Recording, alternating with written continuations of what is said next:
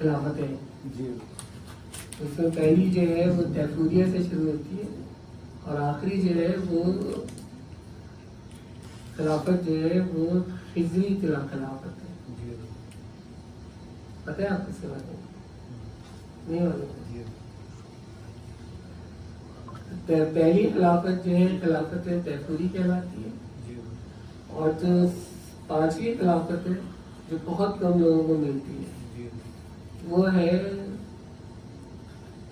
खिजरी खिलाफत जो हज़रत खिजर से रिलेटेड है। अल्हम्दुलिल्लाह पाकिस्तान के अंदर जो है वो खिजरी खिलाफत जो है वो मेरे पीर मुर्शिद को अता हुई है, क़िबला मियां हुज़ूर दामद बरकातहू आलिया को, और उनके तफ़ैल जो है उसकी इजाज़त जो है वो हमारे पास है अल्हम्दुलिल्लाह पाकिस्तान के। और हज़रत मदार आलम जो है क़ुत्ब मदार आपकी उम्र जो है तो 600 साल से ज़्यादा है तकरीबन इंडिया में आपका मदार है। और ये समझ लीजिए कि आपने ख्वाजा साहब से पहले यहाँ हिंद पाक में तशरीफ लेकर आए और आपकी जो खिदमत है वो बेइंतहा है। तो कभी उनका मौका होगा तो उस पर फिर उनके बारे में बताऊंगा इंशाल्लाह ताला। उनका उर्स आएगा उनके बारे में तफसील से बताऊंगा। आप लोग तो बुजुर्गों के बारे में सुनना नहीं चाहते, सुनना पसंद नहीं करते, वरना तो हमारे यहाँ तो एक ही बात है कि अली अली किए जा और वली वली बने जा, कि कोई उस वक्त तक वली बन ही नहीं सकता कि जब तक वो अली करे ना। ठीक है ना? दरवाज़ा विलायती हुई है। और जितने औलिया इकराम यहाँ आए उन्हीं की तो खैर आज और हम और आप मुसलमान हैं, वरना हमारे बाप दादा जो थे पीछे अगर पुरखों में जाके देखें तो वो मुसलमान नहीं थे।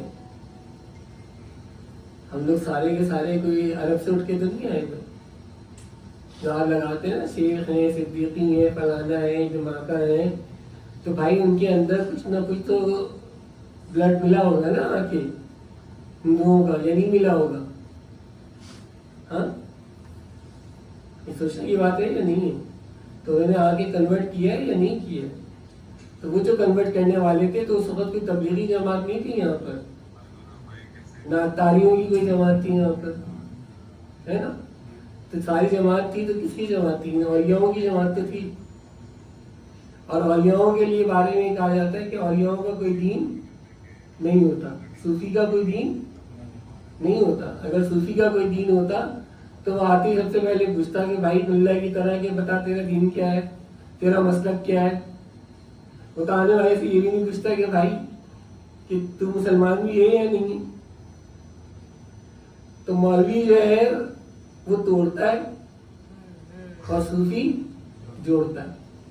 ये बुनियादी फर्क है मौलवी में और सूफी में, जो लोगों की बात समझ में नहीं आती। लेकिन मौलवी की बात जरा दिमाग में जल्दी बैठ जाती है क्योंकि 5 वक्त मुलाकात होती है मस्जिद में उससे, तो ये समझते हैं कि मिंबर रसूल पर बैठा है, कुरान उसके हाथ में है तो वो सच बात बोल रहा है। अब सूफी है तो जाहिर बात है वो अपने घर में बैठ के या कहीं और खानका में बैठ के बात कर रहा है, तो जाहिर बात है कि वो लोग मेजॉरिटी सूफियों को जो है जाहिल समझते हैं, लेकिन ऐसी बात नहीं है। अल्हम्दुलिल्लाह सूफियों में जो है जोहला नहीं होते, क्योंकि असल असासी इल्म है।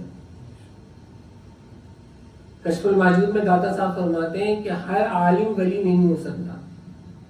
क्या फरमाते हैं? हर आलिम वली नहीं हो सकता, लेकिन हर वली का आलिम होना जरूरी है, क्योंकि जब तक कि वो पाबंद शरीयत नहीं होगा और उसूल शरा उसको मालूम नहीं होंगे, वो उस वक्त तक मकाम शरीयत पर और मकाम विलायत पर नहीं पहुंच सकता। मकाम विलायत पर पहुंचने के लिए पाबंदी शरीयत का होना जरूरी है। खैर ये तो बात थी, मौजू से हट के मौजू पर आते हैं, काफी देर हो गई।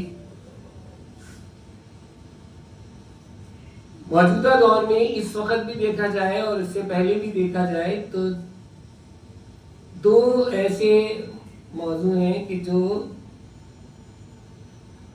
मैं समझता हूं कि हर दौर में रहे। पहला है खौफ और दूसरा है अमन। ऐसा है या नहीं है? हर दौर के अंदर जो है वो खौफ भी रहा है और अमन का भी मसला है। अब खौफ जो है वो मेरी जात से शुरू होता है, और आज मेरी जात से खौफ इस तरह से शुरू हो रहा है कि कल क्या होगा।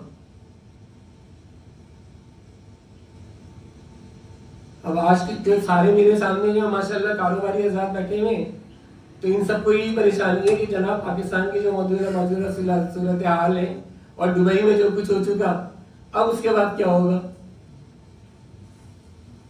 यही है ना? खौफ है या नहीं है? ईमानदारी से बोले।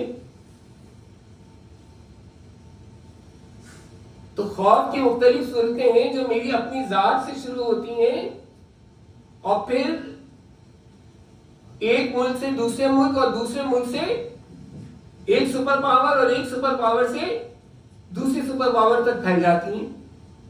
तो खौफ को आप मामूली ना समझें। खौफ एक बहुत बड़ी आजमाइश भी है और खौफ उसकी तरफ से आजाब भी है। बात समझ लें कि खौफ उसकी तरफ से आजमाइश भी है और अजाब भी है, कि मेरी जात से शुरू हो रहा है और एक सुपर पावर से दूसरी सुपर पावर तक पहुंच रहा है। दूसरी तरफ आ जाइए तो वह भूख। अरबी में भूख को कहते हैं जू। जीन ऐन वाव, जीन वाव ऐन जू। जू माने भूख। अब नेशनल लेवल पर भी, इंटरनेशनल लेवल पर भी, घरेलू लेवल पर भी भूख एक मसला है या नहीं है? हाँ?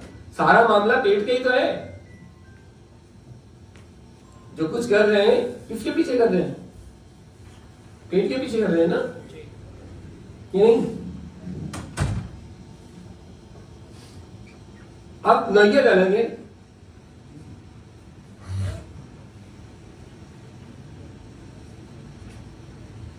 अब भूख के हवाले से, रोजी के हवाले से मौला कायनात मौला अली उसके कुशा से किसी ने पूछा तो आपने फरमाया कि रोजी के कितनी इकसाम है?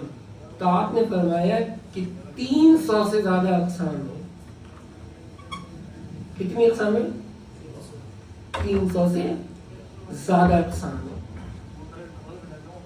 क्यों? क्या हर एक की भूख जो है वो अलग है। मिसाल के तौर पर अगर मैं तालिबे इल्म हूं तो मेरी भूख अलग हो गई या नहीं हो गई? हाँ, बहैसियत तालिबे इल्म मेरी भूख क्या हो गई? फिर इल्म की हो गई, है ना? अगर मैं तसव्वुफ में हूं और सालिक हूं तो बहैसियत सालिक की मेरी भूख सुलूक की हो गई। अब मैं मुर्शिद के पीछे पीछे चल रहा हूं, किस लिए? कि किसी भी तरह से मुझे सुलूक हासिल हो जाए और सुलूक की मनाजिल को मैं तय कर सकूं। तो इस तरह अगर मैं देखता चला जाऊं तो हर एक की भूख जो है वो अलग है, और वो रब्बे कायनात जो है वो हर एक की भूख का इंतजाम कर रहा है, क्योंकि वो रब्बुल आलमीन है। साथ साथ वो खुद फरमा रहा है कि वो फल्लाहु खैरुर राज़िकीन भी है। लेकिन पता नहीं किसने तुम्हारे और मेरे दिमाग में ये खन्नास भर दिया कि भाई ये काम हमारा है और हमने रोजी का इंतजाम करना है। जो काम उसका था वो हमने अपने जिम्मे ले लिया।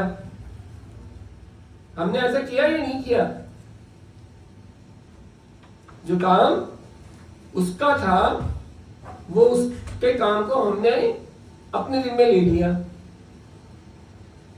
कि मैं करूंगा, क्योंकि मेरे बीवी, मेरे बच्चे, मेरा घर, मेरी माँ, मेरे बाप, है ना, मेरी बहनें, मेरे भाई, अब सब मेरा चल रहा है। बीच में से वो निकल गया। जब तुम उसको निकाल दोगे और मैं पर आ जाओगे तो फिर कहां खड़े होगे? परेशानी नहीं होगी ना भाई।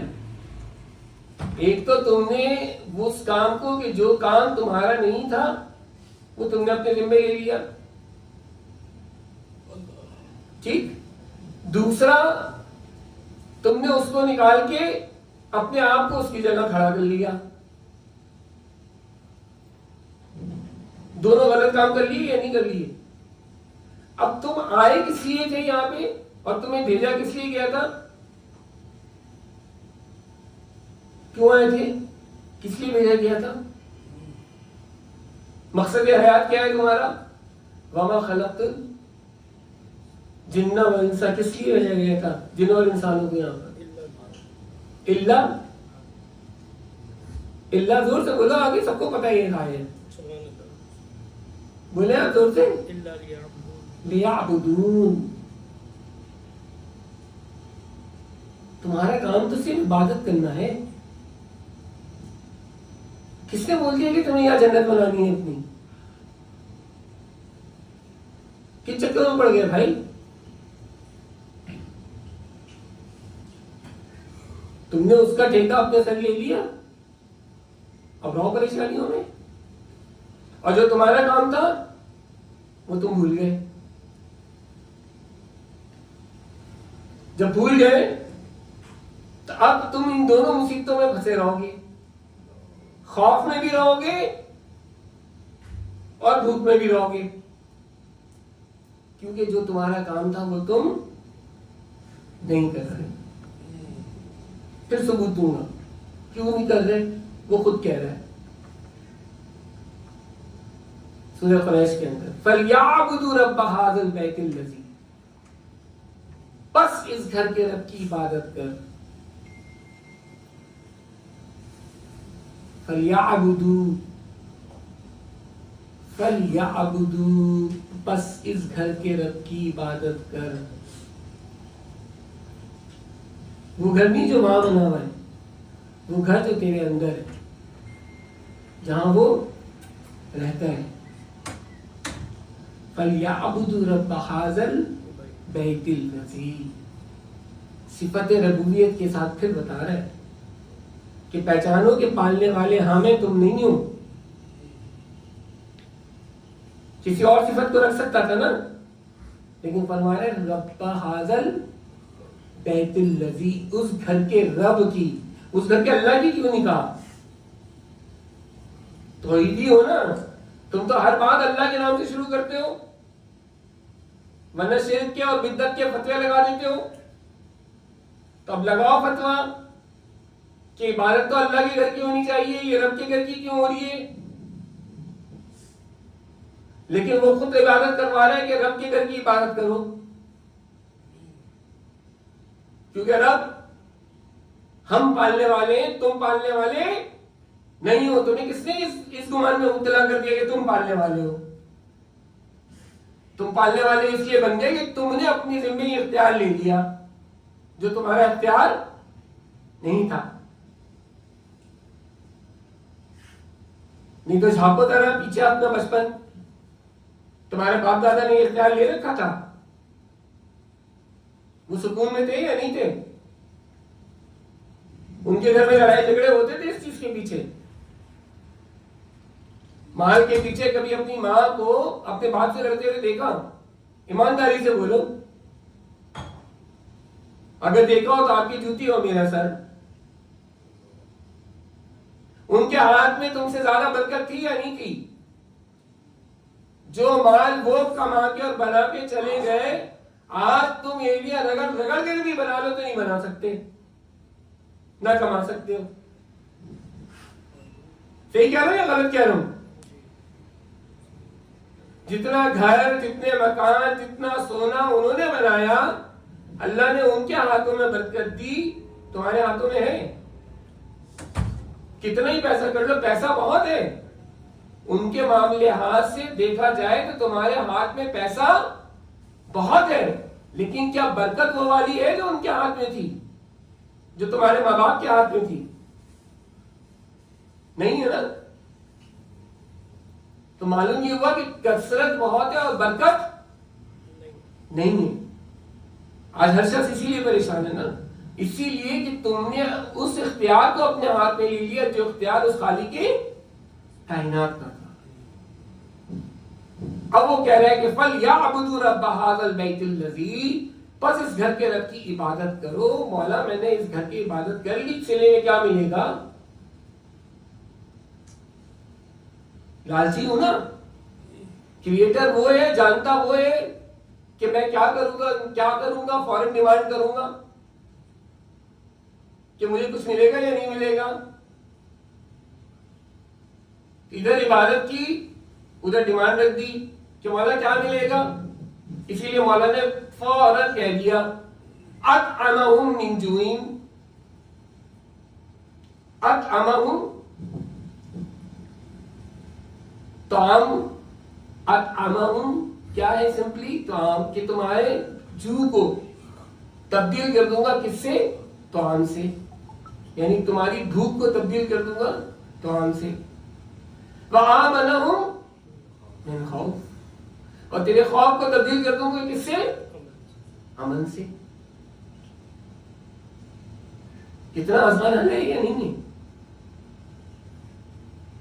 करना क्या है कि जो उसका इख्तियार है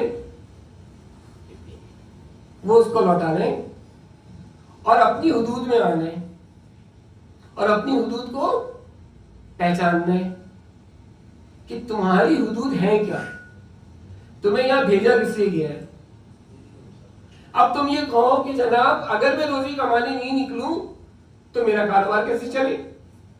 तो मैंने तो ये नहीं कहा कि रोजी तुम नहीं कमाओ या तुम कोशिश ना करो।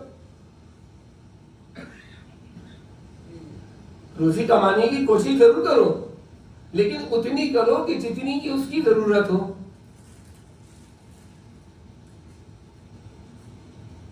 बात समझ में आ रही है?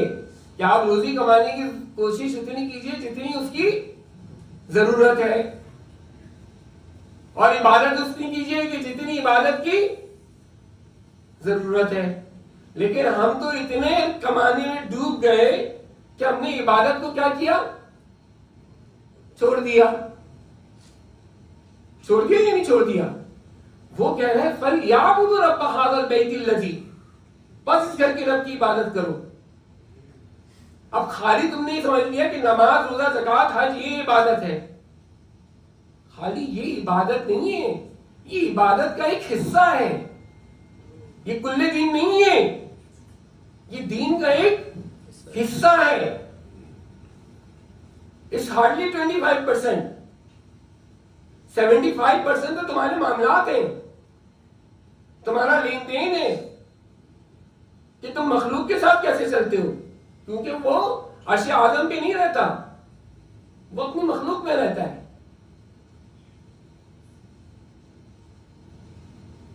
लेकिन तुमने तो दीन को और खल्क को अलग अलग कर दिया। तुम कहते हो कि नहीं, दीन अलग है और मखलूक अलग है। कि सरकार दो आलम सल्लल्लाहु अलैहि वसल्लम ने कारोबार करके नहीं दिखाया, क्या सहाबा इकराम ने कारोबार करके नहीं दिखाया। ये दीन जो फैलाने निकले सहाबा इकराम किसके जरिए फैलाया? कारोबार के जरिए फैलाया है ना। इंडोनेशिया तक जो पहुंचे हैं जहाजों के जरिए, तो क्या करने गए थे? तलवारों के जरिए गए थे, कारोबार करने गए थे। और उस कारोबार के जरिए उन्होंने दीन को फैलाया। लेकिन आज तुम कारोबार में ऐसे गर्क हो गए हो कि तुम दीन को भूल गए। तुम्हारी टॉप प्रायोरिटी दीन नहीं है, तुम्हारी टॉप प्रायोरिटी क्या है? कारोबार है। जब तुम्हारी प्रायोरिटीज चेंज हो जाएंगी तो फिर तुम क्या करोगे? फिर सूरह रात के अंदर अल्लाह ताला फरमाता है कि वो ये क्या क्या क्या फरमाता है कि उसका फरमान पत्थर पे लगी है, अल्लाह बिज़िक्रिल्लाहि तत्मइन्नुल कुलूब, दिलों को सुकून से किससे मिलेगा? अल्लाह के जिक्र से। अब हर शख्स आज परेशान है, किसी को सुकून नहीं है। खाते रहो ट्रंक्लाइजर, लेते रहो एंटी डिप्रेसिव मेडिसिन, तलाश करते रहो सुकून दुनिया भर के अंदर, मिल जाएगा सुकून। जब तक उससे रुजू नहीं करोगे, जब तक उसके आगे जाके से अपने आप को सरेंडर नहीं करोगे,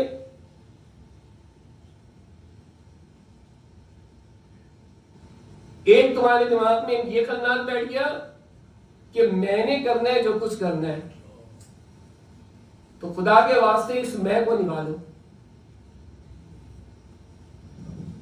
अपने गिरबानों में झांकते हुए ये जो मैं भरी नहीं ना तुम्हारे दिमागों में और तुम्हारे दिल में कि मैं ये करता हूं, मैंने ये करना है, ये मेरा कारोबार, ये मेरा बेटा, ये मेरा घर, ये मेरी बीवी, ये मेरे बच्चे, ओ भाई कख तेरा नहीं है।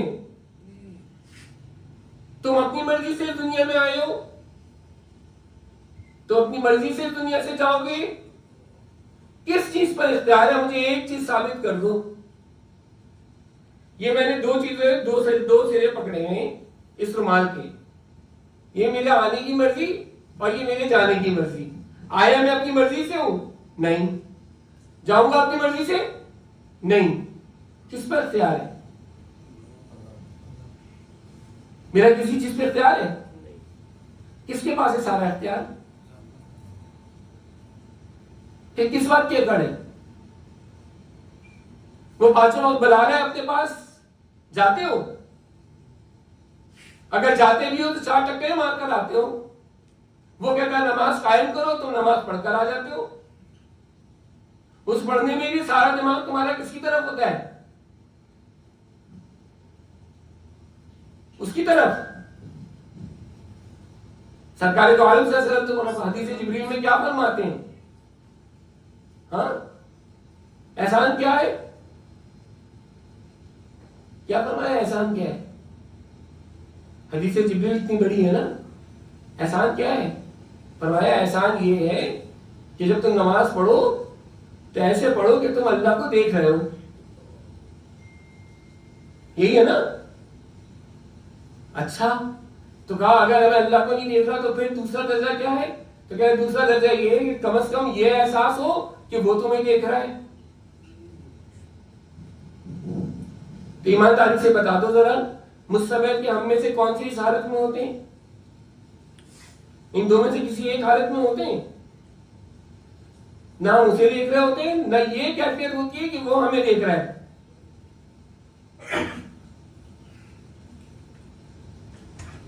बल्कि धड़ाधड़ नमाज हो रही होती है। ऐसी होती है नहीं होता?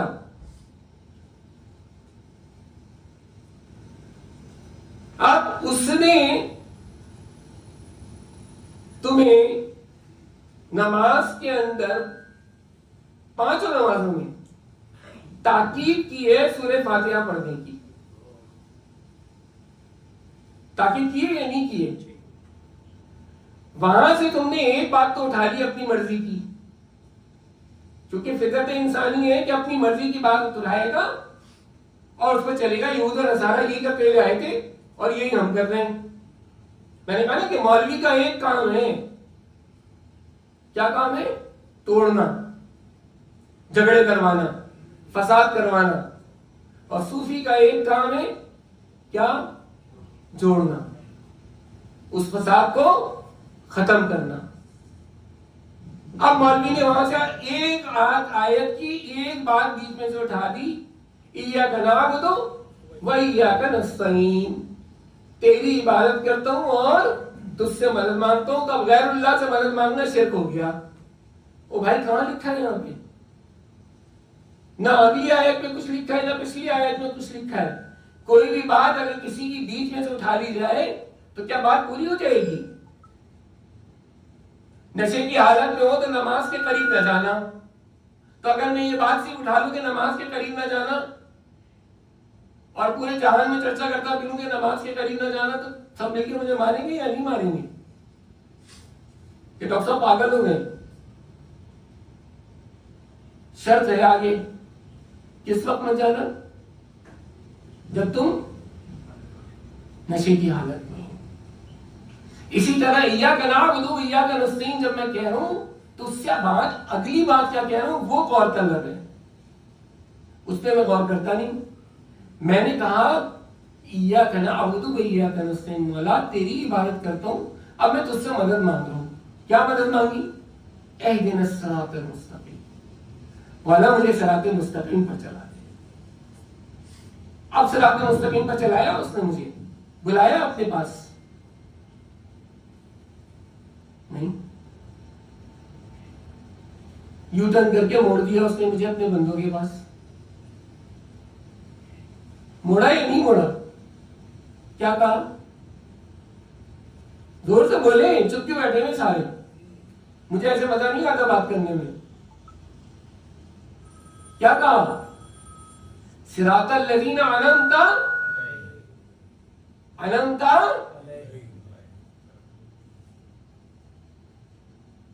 जाओ उनके पास ना कि जिन पर मैंने इनाम नाजिल किया, और बचो उनसे जिन पर मैंने अपना गज़ब नाजिल किया। अब आज तुम में से हर शख्स ये चाहता है कि मैं दुनिया में अपनी जन्नत बना लूं, इसी कोशिश में है ना, यहां जन्नत बनानी है। जिसने भी जन्नत बनानी है कहां बनानी है? यहां। वहां की जन्नत का किसी को भी सबर इंतजार नहीं है। तो यहां जन्नत एक ने बनाई थी, नाम याद है? मैं याद दिलाऊं, शद्दाद। और जब वो अपनी जन्नत देखने के लिए गया तो मौला ने हुक्म किया कि इज़राइल को कि जाके एक पांव रकाब में है और एक हवा में है, दम निकाल लो इसका। अब मलाइका ने सिफारिश की कि मौला एक नजर देखने दे, बहुत हसीन जन्नत बनाई है इसने, एक नजर देखने दे। कहने के नहीं, सब बर्दाश्त कर सकता हूं लेकिन सिर्फ बर्दाश्त नहीं कर सकता कि कोई मेरे बराबर में आके खड़ा हो जाए। यह है असल शिर्क। ये जो टके टके पे बेचते ना आके हमें और बातें सुनाते कि ये शिर्क ये शिर्क ये शिर्क ये शिर्क, तो उनसे जरा शिर्क की तारीफ पूछ लिया करो कि शिर्क की तारीफ क्या है और बिद्दत की तारीफ क्या है। नहीं है तो हमारे पास आके भी पढ़ लो, हम पढ़ा देंगे कि क्या तारीफ है। शिर्क तुम करते फिर रहे हो, शिर्क खफी। तुमने अपने अंदर बुत पाल के रखे हुए ख्वाहिशात के 365 बुत वहां तोड़े थे, 365 से ज्यादा बुत तुम्हारे दिलों के अंदर पले हुए हैं इस वक्त, और तुम तोड़ने के लिए तैयार नहीं हो।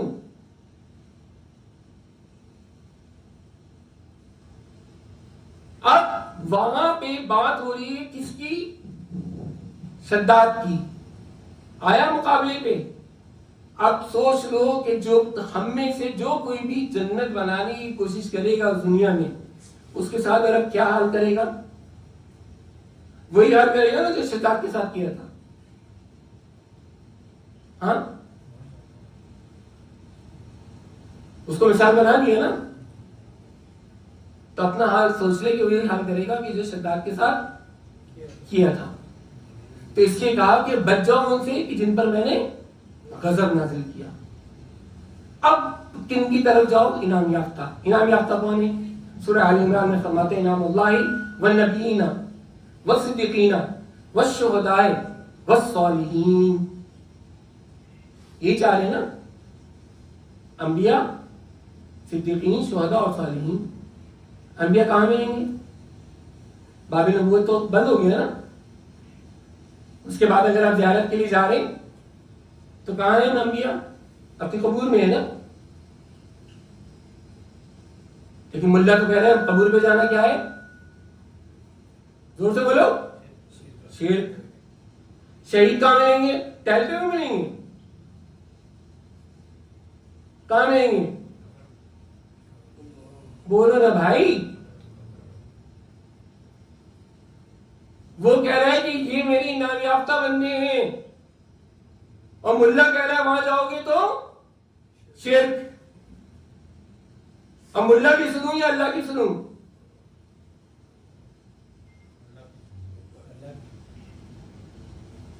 शहीद कहां मिलेंगे? कब्रों में मिलेंगे या टहलते हुए मिलेंगे?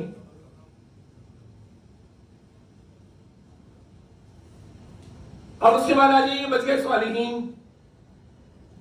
ठीक, अब स्वालिहीन जो बच गए, पहली सूरह फातिहा में स्वालिहीन का ये जिक्र कर दिया। अब आ जाइए आप अत्तहियात के ऊपर। आपने नमाज खत्म कर ली, पढ़िए जरा अत्तहियात। मुझे तो आती नहीं।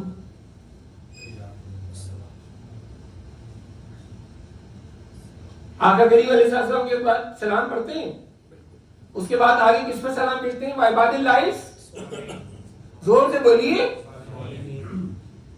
तो आज तक किसी ने भी किसी स्वालिहीन के पास जाने की कोशिश की?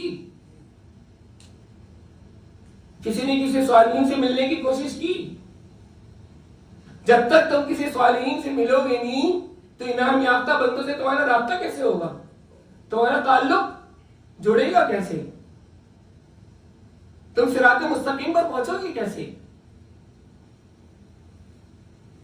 ये मौलवी में चाहे मिल जाएगा तुम्हें, जिसे चढ़ने से फुर्सत नहीं है, जिसने उम्मत में फसाद डाल के रख दिया, जिसे दीन मोहम्मदी का पता तक नहीं है। वो तो हर बात में किताब लेके बैठ जाता है कि जी फला मुफस्सिर ने ये लिखा, फला मुफस्सिर ने ये लिखा, फला ने ये लिखा है। अगर उससे बात करने बैठ जाओ कि दीन मोहम्मदी सल्लल्लाहु अलैहि वसल्लम क्या है, तो वो उस पर बात नहीं करेगा।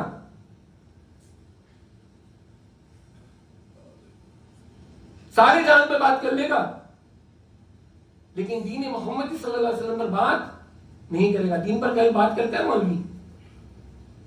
बताइए, मसलक पर बात करेगा, दीन पर बात नहीं करेगा। जिस दिन उसने दीन पर बात कर ली तो उसकी दुकान बंद हो जाएगी।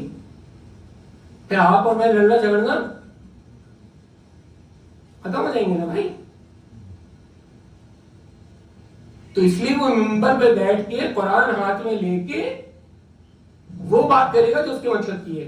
वो फरमा रहा है ज़ालिकल किताबु ला रैब फीह, और मैं यही कुरान अगर किसी बरेलवी से पढ़ता हूं तो बरेलवी हो जाता हूं, देवबंदी से पढ़ता हूं तो देवबंदी हो जाता हूं, अगर शिया से पढ़ता हूं तो शिया हो जाता हूं, अहले हदीस से पढ़ता हूं तो अहले हदीस हो जाता हूं, गैर मुकल्लिद से पढ़ा तो गैर मुकल्लिद हो गया। मजाक बनाया भाई। आज उम्मत में तफर्का इसीलिए तो है क्योंकि मैं तर्जुमे का मोहताज हूं। अब तहरीफ चाहिए क्योंकि फितरत इंसानी में तहरीफ है। अब तहरीफ तर्जुमे तो मैं तो कर नहीं सकता क्योंकि अल्लाह ने इससे हिफाजत की जिम्मेदारी ली हुई है। अब तर्जुमे अब कहां डंडी मारी जा रही है? तर्जुमे में। अब तर्जुमे में भी कहां? Under bracket. चैलेंज के बाद साथ ही बात कह रहा हूं मैं, अंडर ब्रैकेट। वरना आ जाए मेरे घर सुबह में 7 कुरान रख दूंगा सामने के सामने, और सबने अंडर ब्रैकेट जो है वो तर्जुमे में जो लफ्ज अरबी में मौजूद भी नहीं है वो लफ्ज उर्दू के अंदर लिख के डाला हुआ है। चाहे अशरफ अली थानवी हो, चाहे मौदूदी हो, चाहे आला हजरत हो, चाहे कोई भी हो, सब अपने अपने जहन की बात एक दूसरे के अंदर डालना चाहते हैं ताकि किसी न किसी तरह उम्मत के अंदर फसाद रहे।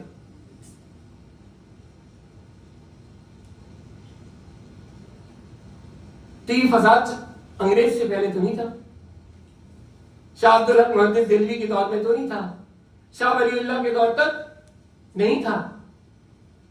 उसके बाद भी एकदम क्या हुआ कि फसाद खड़ा हो गया। इसीलिए खड़ा हो गया कि तुमने स्वालिहीन को छोड़ दिया। अब तुम कहो कि स्वालिहीन नजर नहीं आते, रहे कहां स्वालिहीन? एक आम बड़े स्टाइल से लोग मेरे पास आके बोलते रहे कहां स्वालिहीन? अबे भाई तलाश की तुमने? जुस्तजू है तुम्हारे अंदर? अगर तड़प और तलब होती और जुस्तजू होती, तलाश करते तो पहुंच जाते, चाहे सालों लगते।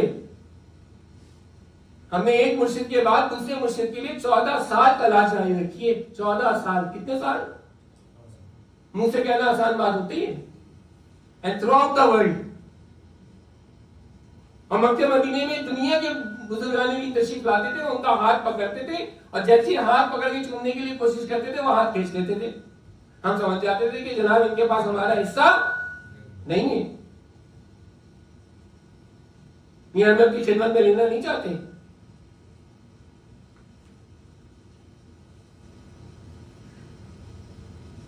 चौदह साल बाद कोई मिला कि जिसके पास हमारा हिस्सा था, और हाथ में हाथ देना जरूरी है। क्यों जरूरी है? अब कहोगे जी बैत कहां से आ गई, बैत करने की जरूरी क्यों? कि सरकार ने बैत नहीं की? क्या सरकार मुसलमान करते वक्त बैत नहीं लेते थे? औरतों तक से बैत लेते थे कि तुम झूठ नहीं बोलोगी, चुगली नहीं करोगी, तुम जिना नहीं करोगी। नहीं ली सरकार ने बैत, मर्दों से बैत नहीं ली। सब छोड़ो, अगर किसी बात पे यकीन नहीं है तो बैत रिजवान पे बात करो कि बैत रिजवान पे बैत हुई या नहीं हुई। हाँ, बैत रिजवान पे बैत हुई या नहीं हुई? हुई ना? कितनी बड़ी हुई? बैत रिजवान पे कितनी बड़ी बैत हुई? 1400 सहाबा ने बैत की। किस पे? किसके हाथ पे? सरकार के हाथ पे। अब मेरा ये उल्टा हाथ, सबको मालूम है, सबको उल्टा हाथ किस लिए गंदा है ना? अब ये गंदा हाथ में अकेला धोता रहूं, साफ हो जाएगा? इस पे गलाजत लगी हुई है और मैं इसको गलाजत को अकेले साफ करता रहूं, साफ हो जाएगा? जब तक कि मैं सीधा हाथ इसके साथ ना मिलूं। Am I wrong? Right? जब मैं सीधा हाथ मिलाऊंगा और इसको साफ करूंगा तो ये साफ होगा या नहीं होगा? बहनी ही वैसे, जब तक कि मैं अपना गलीज हाथ किसी पाक हाथ पे नहीं रखूंगा उस वक्त तक कि मेरे जिस्म की गलाजत साफ नहीं हो। इसीलिए मुझे किसी सालिहीन से राब्ता करना जरूरी है, और वो मैं करूंगा तब मेरा दिल साफ होगा और मेरे दिल के अंदर से बुग़्ज़, कीना, हसद, तमा, तकब्बुर, लालच, माल की मोहब्बत, दुनिया की मोहब्बत की तमाम बुराइयां निकलेंगी। और जब ये तमाम बुराइयां निकलेंगी तब उसकी जात हक़ सुब्हानहू तआला की जात मेरे कल्ब के ऊपर ज़हूर करेगी, क्योंकि उसका अर्श जो है वो वहां नहीं है बल्कि मेरा कल्ब है। वो कहां ज़हूर करता है? इंसान के कल्ब के ऊपर। लेकिन उसके लिए कल्ब साफ होना भी तो जरूरी है। बगैर सफाई के पॉसिबल है? अब ये साफ करना कौन बताएगा और ये कल्ब साफ कौन करेगा? और इसीलिए जो मुर्शिद होते हैं वो भी जब लगवाते हैं किसकी? अफजल जिक्र ला इलाहा इल्लल्लाह फस्कुरूनी अस्कुरुकुम। तुम मेरा जिक्र करो, मैं तुम्हारा जिक्र करूंगा। तो तुम उसके जिक्र पे तो आओ। जब तुम उसका जिक्र करोगे तो तुम्हारा कल्ब साफ होना शुरू होगा। जो गंद तुम्हारे कल्ब में भरा हुआ है वो तुम्हारे अंदर से निकलेगा, वरना पॉसिबल नहीं है कि तुम खुद से अपने कल्ब को साफ कर लो। अगर ये पॉसिबल होता तो सरकार के कामों में जो सबसे पहला काम है वो क्या है? यतलू अलैहिम आयातिहिम। और दूसरा काम क्या है? वो युज़क्कीहिम। आप क्या फरमाते हैं? तुम्हारा तज़किया नफ्स फरमाते हैं। तो तज़किया नफ्स कब होगा? जब ही होगा ना कि तुम नफ्स की बुराइयों से निकलो। तकब्बुर है, बुग़्ज़ है, हसद है, कीना है, तकब्बुर है, लालच है, माल की मोहब्बत, दुनिया की मोहब्बत, इन तमाम चीजों से कहां निकलो? बाहर निकलो। तो अल्लाह ताला से दुआ है कि अल्लाह सुब्हानहू तआला हमें सही मानों में अपने सालिहीन से रुजू करने की तौफीक अता फरमाए, क्योंकि जब तक हम सालिहीन से रुजू नहीं करेंगे उस वक्त तक पॉसिबिलिटी नहीं है कि हम निजात पा जाए, क्योंकि उसने खुद रास्ता दिखाया है हमें सालिहीन तक पहुंचने का। अब सालिहीन तक पहुंचना हमारी जिम्मेदारी है, उनसे रुजू करना हमारी जिम्मेदारी है। तो अल्लाह ताला से दुआ है कि अल्लाह ताला जो कुछ हमने पढ़ा है, सुना है, उस पर हमें अमल करने की तौफीक अता फरमाए। अल्हम्दुलिल्लाह या अल्लाह या रहमान या रहीम या रब्बे कायनात, जो तेरा तेरे हबीब का जिक्र किया गया या अल्लाह, जो उसमें भूल चूक हुई अपने रहमत कामिला के सबके माफ फरमा। आमीन। अपने जाने से भी इस बार जो साहब शामिल फरमा कर हदीयतन नज़रातन अकीदतन हम सब के आका व मौला अहमद मुस्तफा मुहम्मद मुस्तफा सल्लल्लाहु अलैहि वसल्लम की बारगाह में पेश करते हैं, कबूल फरमा। आमीन। प्यारे आका करीम अलैहिस्सलाम के सदका वसीला जिल्ला के तफैल से सवाब को बेशक लाख सलाम बेहतराम मलाइकत मुकर्रबीन अज़वाज मुतहहरा करने बैठे था साहब इकराम खुलफाए राशिदीन शहदाए बदर शुहदा खुद शहीद आने का बरासी आने का बरा ताबीन तबा ताबीन इमाम पर उसका सवाब पहुंचा। या अल्लाह तमाम सलासिल आलिया कादिया चिश्तिया सुरबर्दिया नस्बंदिया बुलंदिया वलाया जहांगीर से तारिया मदारिया सिलसिले के बुजुर्गों को उसका सवाब पहुंचाते हुए कुल मोमिनीन कुल मोमिनात कुल मुस्लिमीन कुल मुस्लिमात को उसका सवाब पहुंचा। आमीन। या अल्लाह या रहमान या रहीम बिलखुसूस इसका सवाब या अल्लाह या रहमान या रहीम अब्दुल के वालिदैन को पहुंचा। आमीन। या अल्लाह या रहमान या रहीम या रब्बे कायनात, हम तमाम जितने हाजिर यहाँ बैठे हुए हैं तमाम के अजीज व अकारिब में से, दरियाल में, दुनियाल में, वालिदैन में से, बहन भाइयों में से जो भी दुनिया से रह फरमा चुके हैं सबको दर्जा बदर्जा कर इसका सवाब पहुंचा। आमीन। या अल्लाह या रहमान सबकी मग़फ़िरत फरमा। आमीन। या अल्लाह हम तमाम गाड़े गुनाहगार हैं, सियाकार हैं, रियाकार हैं, खताकार हैं, जैसे भी तेरे प्यारे आका करीम अलैहिस्सलाम के उम्मती हैं। या अल्लाह प्यारे आका करीम अलैहिस्सलाम के सदक़े वसीले जलीला के तफ़ैल हम तमाम के सगीरा कबीरा गुनाहों को माफ़ फरमा दे। या अल्लाह हम तमाम को अमल सालिहा की तौफीक अता फरमा, दीन व शरीयत की पाबंदी अता फरमा, खुशी और क़ुसूर इखलास के साथ इबादत करने की तौफीक अता फरमा, अपने और अपने हबीब का जिक्र करने की तौफीक अता फरमा। या अल्लाह हमारे क़ुलूब को अपने जिक्र से मुनव्वर फरमा दे। या अल्लाह या रहमान या रहीम या रब्बे कायनात, हमारे क़ुलूब को बुग़्ज़ से, हसद से, कीना से, तमा से, तकब्बुर से, लालच से, माल की मोहब्बत से, दुनिया की मोहब्बत से पाक साफ फरमा दे। या अल्लाह या रहमान या रहीम हमें वैसा बना दे जैसे तू तेरा हबीब देखना चाहते हैं। या अल्लाह या रहमान जितने भी परेशान हाल हैं सबकी परेशानियां दूर फरमा दे। या अल्लाह या रहमान बिलखुसूस या अल्लाह हमारे इस मुल्क की हिफाजत फरमा, इसको तमाम दाखिली और खारिजी खतरात से महफूज फरमा, इसकी हिफाजत करने वालों की हिफाजत फरमा। या अल्लाह जितने बेरोजगार हैं तमाम को हलाल और तैयब रोजगार अता फरमा, जितने बरसरे रोजगार हैं सबके रोजी रोजगार और कारोबार में खूब खैर बरकतें अता फरमा। या अल्लाह बिलखुसूस इस घर पर अपनी रहमत और बरकतों का नज़ूल फरमा, आसमानी जमीनी बलाओं से, नागानी आफतों, मुसीबतों, परेशानियों से महफूज फरमा, हासिदीन की हसद से, बदनजर की नजर से, शरियों के शर से, फसादियों के फसाद से और जादू टोना करने वालों के जादू टोनों से महफूज फरमा। या अल्लाह सबकी इज्जत जान माल आबरू की हिफाजत फरमा। या अल्लाह या रहमान या रहीम या रब्बे कायनात, जितने भी ज़ाहिरी और बातिनी बीमारियों में मुब्तला हैं या अल्लाह या रहमान या रहीम, बीमार करबला इमाम ज़ैनुल आबिदीन के सबके मौला सबको शिफाए कामिला आजिला मुस्तमिरा अता फरमा दे, सबकी ज़ाहिरी बातिनी बीमारियों को दूर फरमा दे, घरों में है, अस्पतालों में है, जहाँ जहाँ है या अल्लाह सबको शिफाए कामिला आजिला मुस्तमिरा अता फरमा दे। या अल्लाह या रहमान या रहीम या रब्बे कायनात, तू अलीम खबीर है, दिलों का हाल बेहतर जानने वाला है। या अल्लाह जितने हाज़िरीन महफिल हैं या अल्लाह सबकी दिली जायज़ तमन्ना और मुरादों को पूरा फरमा दे। या अल्लाह हम सबके यहाँ आने को, बैठने को, जमा होने को, सुनने को, सुनाने को सबको अपनी बारगाह में कबूल और मकबूल फरमा।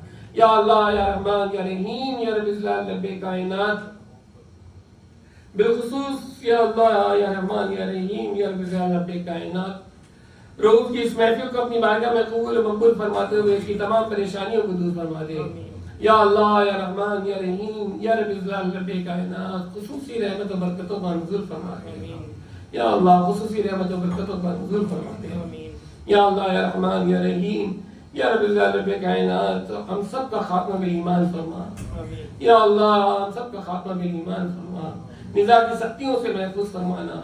या अल्लाह नकीरैन के सवालात को आसान फरमाना, कब्र में जब प्यारे आका करीम अलैहिस्सलाम तशरीफ लाए तो आपको पहचानने और आपका दुरूद व सलाम पढ़ने की तौफीक अता फरमाना। या अल्लाह बरोज़े महशर हमारी शर्म रख लेना, उस रोज की रुसवाई से हमें बचा लेना। या अल्लाह उस रोज की रुसवाई से बचा लेना। या अल्लाह या रहमान या रहीम उस रोज हमारे चेहरों को ना बिगाड़ना, अमाल नामा हम गुनाहगारों के सीधे हाथों में अता फरमाना। या अल्लाह या रहमान या रहीम हमें जहन्नुम की आग से बचा ले। या अल्लाह हमें जहन्नुम की आग से बचा ले। या अल्लाह या रहमान या रहीम जिस तरह तूने दुनिया में अपने प्यारों का अल्लाह वालों का साथ अता फरमाया, बरोज़े महशर हमें उन्हीं के हमरा प्यारे आका करीम अलैहिस्सलाम की शफाअत नसीब अता फरमाना। या अल्लाह प्यारे आका करीम अलैहिस्सलाम की शफाअत अता फरमाना। दुनिया में जन्नतुल बकी के अंदर और आखिरत में जन्नतुल फिरदौस के अंदर प्यारे आका करीम अलैहिस्सलाम के कदमों तले हम सबको जगह अता फरमाना। या अल्लाह या रहमान या रहीम जो हज बैतुल्लाह की ख्वाहिश रखते हैं उन्हें बार बार हज बैतुल्लाह की सआदत नसीब फरमा। या अल्लाह या रहमान या रहीम रमजान के अंदर उम्रे की बार बार हम सबको सआदत नसीब फरमा। या अल्लाह हरमैन शरीफैन की या अल्लाह या रहमान या रहीम बादब हाजिरी नसीब फरमा, मदीने की बादब हाजिरी नसीब फरमा। प्यारे आका करीम अलैहिस्सलाम के कदम मुबारक में खड़े होकर दुरूद व सलाम पढ़ने की तौफीक अता फरमा। या अल्लाह या रहमान या रहीम या रब्बे कायनात दुनिया और आखिरत दोनों जहानों में तुझसे तेरे फजल की भीख मांगते हैं। फजल वाला मामला फरमा, करम वाला मामला फरमा। कोई अमल ऐसा नहीं जिसे तेरी बारगाह में पेश कर सके सिवाय निस्बत वास्ते और वसीलों के। मौला हमारी निस्बत वास्ते और वसीलों को देखते हुए हमारे साथ फजल वाला करम वाला मामला फरमा दे। रब्बना ज़लमना अनफुसना व इन लम तग़फिर लना व तरहमना लनकुनन्ना मिनल खासिरीन। रब्बिग़फिर वरहम व अंत खैरुर राहिमीन। रब्बिग़फिर वरहम व अंत खैरुर राहिमीन। रब्बना आतिना फिद दुनिया हसनतन व फिल आखिरति हसनतन व क़िना अज़ाबन नार वअदखिलना जन्नत मअल अबरार। या अज़ीज़ या गफ़्फ़ार या अज़ीज़ या गफ़्फ़ार या अरहमर राहिमीन या अरहमर राहिमीन। बिबरकति इन्नल्लाह व मलाइकतहु युसल्लूना अलन नबी या अय्युहल्लज़ीना आमनू सल्लु अलैहि व सल्लिमू तस्लीमा। अल्लाहुम्मा सल्लि अला सय्यिदिना मौलाना मुहम्मदिन व अला आलिहि व अस्हाबिहि व अज़वाजिहि व ज़ुर्रिय्यतिहि व अहलि बैतिहि अजमईन। सुब्हान रब्बिका रब्बिल इज़्ज़ति अम्मा यसिफून व सलामुन अलल मुरसलीन वल्हम्दुलिल्लाहि रब्बिल आलमीन। जब कभी वापसी हो या अल्लाह सामने हो रोज़ा अनवर और लब पे हो ला इलाहा